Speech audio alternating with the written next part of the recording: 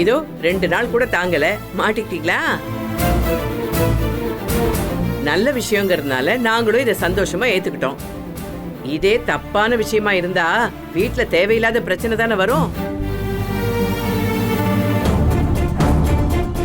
அதனால இனிமே நல்லதோ கெட்டதோ எப்பவுமே வெளிப்படையா இருந்துடுறது நல்லது. என்ன 2 பேருக்கு புரிஞ்சுதா?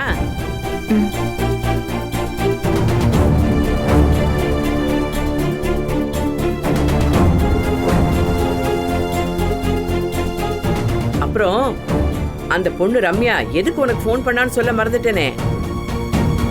இன்னைக்கும் அவளால ஆபீஸுக்கு வர முடியாதான். உங்ககிட்ட லீவு சொல்ல சொன்னாமா?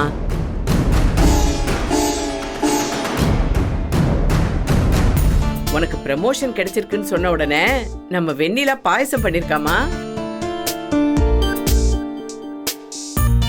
கௌரி, முதல்ல இனிப்பை கொடுத்துட்டு தானே இனிப்பான நியூஸ் சொல்லிருக்கணும்.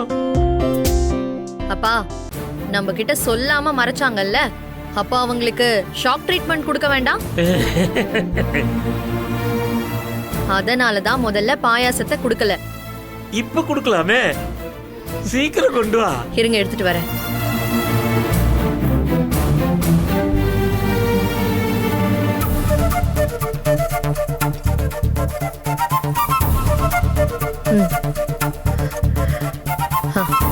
இந்தா.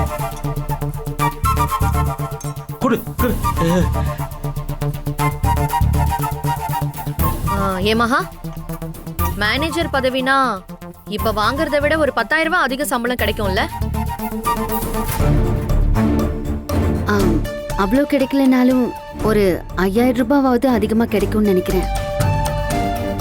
ஏமா, அப்படின்னா நேத்தே போய் நாம வாஷிங் மிஷினை துணிச்சல எடுத்து வந்திருக்கலாமே. சரி, பரவாயில்ல, ஆடி தள்ளுபடியிலேயே எடுத்துக்குவோம்.